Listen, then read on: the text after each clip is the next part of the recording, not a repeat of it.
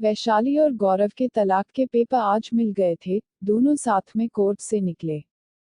दोनों के परिवार एक साथ थे और उनके चेहरों पर जीत और शांति के निशान साफ आ रहे थे। 4 साल की लंबी लड़ाई के बाद आज फैसला लिया गया। उनकी शादी को 10 साल हो चुके थे, लेकिन वे केवल 6 साल ही साथ रह पाए थे। तलाक की कार्यवाही में 4 साल लग गए। वैशाली के हाथ में दहेज के सामान की एक सूची थी जो अभी गौरव के घर से ले जाना बाकी था, और गौरव के पास वैशाली से लिए जाने वाले गहनों की सूची थी। इसके साथ ही कोर्ट का यह भी आदेश था कि गौरव वैशाली को एकमुश्त 12 लाख रुपए का भुगतान करेगा। वैशाली और गौरव दोनों एक ही टैक्सी में बैठकर गौरव के घर पहुंचे। वैशाली को दहेज में दी गई वस्तुओं की पहचान करनी थी, इसीलिए 4 साल बाद वह अपने ससुराल जा रही थी, बस आखिरी बार, और उसके बाद उसे फिर कभी वहां नहीं आना पड़ता। परिवार के सभी सदस्य अपने अपने घर जा चुके थे। केवल 3 लोग बचे थे, गौरव, वैशाली और वैशाली की मां। गौरव घर में अकेला रहता था। माता पिता और भाई अभी भी गांव में रहते थे। वैशाली और गौरव का इकलौता बेटा, जो सिर्फ 5 साल का है, अदालत के फैसले के अनुसार 18 साल की उम्र तक वह वैशाली के साथ ही रहेगा। गौरव उससे महीने में एक बार ही मिल सकता था। वैशाली ने जैसे ही घर में प्रवेश किया, पुरानी यादें ताज़ा हो गईं। उसने इस घर को कितनी मेहनत से सजाया था। इस घर की हर चीज उसके दिल से जुड़ी थी। सब कुछ उसकी आंखों के सामने बना था। उसने एक एक ईंट से पूरे घर को धीरे धीरे बनकर तैयार होते देखा था। वह उसका सपनों का घर था। गौरव ने कितनी लगन से उसका सपना पूरा किया था। गौरव थककर सोफे पर आकर बैठ गया और वैशाली से कहा, जो चाहो ले लो, मैं तुम्हें नहीं रोकूंगा। वैशाली ने अब गौरव को ध्यान से देखा। 4 साल में कितना बदल गया था। बाल सफेद होने लगे थे। शरीर आधा रह गया था। 4 साल में ही चेहरे की चमक फीकी पड़ गई थी।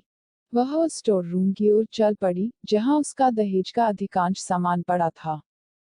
चीजें पुराने जमाने की थी, इसलिए उन्हें कबाड़ की तरह स्टोर रूम में रख दिया गया था। उसे दहेज मिला ही कितना था।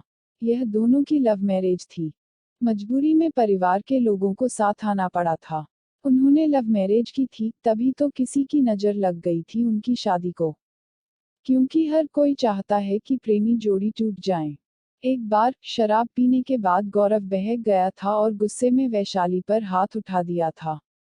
वैशाली भी आक्रोश में अपने घर चली गई थी। फिर न तो वैशाली वापस आई और न ही गौरव उसे लेने गया।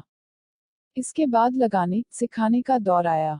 एक तरफ गौरव के भाई और उनकी पत्नी, तो दूसरी तरफ वैशाली की मां। मामला कोर्ट तक पहुंचा और तलाक हो गया, जिसका फैसला आज हो चुका था और सब खत्म हो चुका था। वैशाली की मां ने कहा, तुम्हारा सामान कहाँ है? यहाँ तो दिख नहीं रहा। इस शराबी ने इसे बेच तो नहीं दिया है? चुप रहो मां, वैशाली ने अपनी मां को थोड़ा गुस्से भरे लहजे में कहा। वैशाली को पता नहीं क्यों गौरव को उसके चेहरे पर शराबी कहना अच्छा नहीं लगा। स्टोर रूम में पड़े सभी सामानों को एक एक करके इकट्ठा किया गया और सूची के साथ मिलान किया गया। बाकी कमरों से भी दहेज का अन्य सामान उठा लिया गया। वैशाली ने सिर्फ अपना सामान लिया और गौरव का सामान छुआ तक नहीं। वैशाली ने फिर गहनों से भरा बैग गौरव को सौंप दिया, लेकिन गौरव ने बैग वैशाली को वापस दे दिया।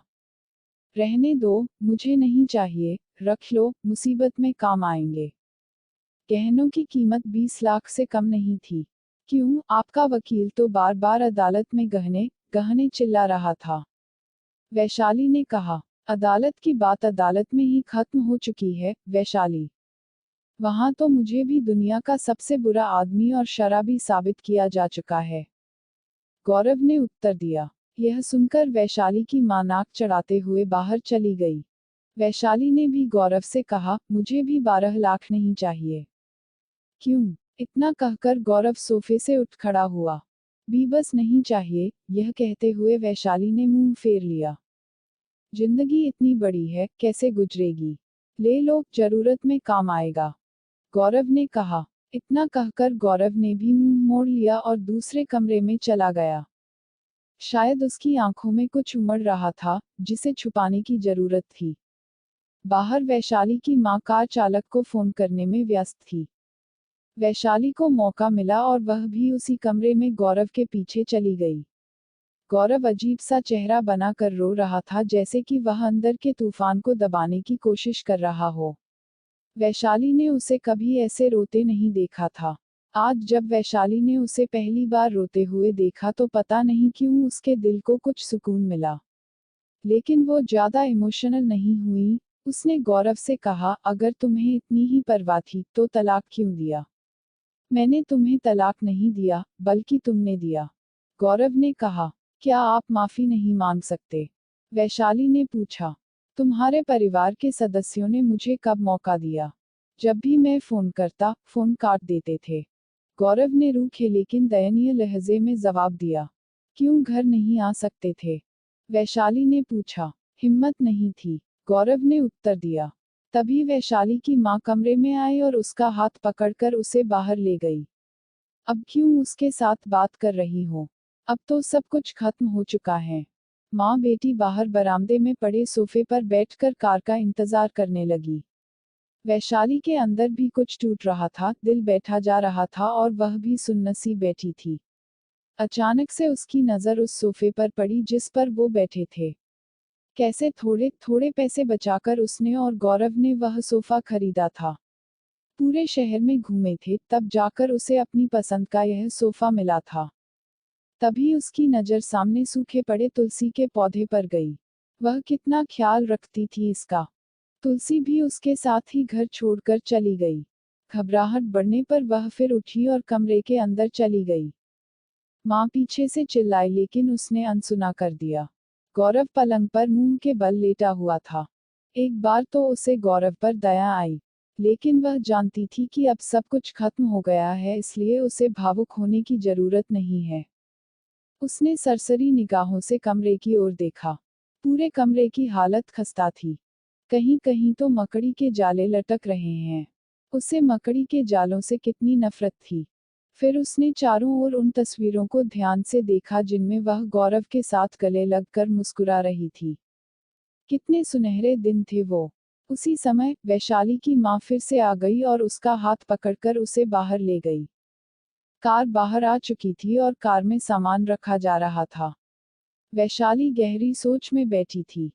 कार की आवाज सुनकर गौरव भी बाहर आ गया। अचानक अपने कान पकड़कर गौरव घुटनों के बल बैठ गया। कहा, मत जाओ, मुझे माफ कर दो। शायद यही वो शब्द थे जो वह 4 साल से सुनना चाहती थी।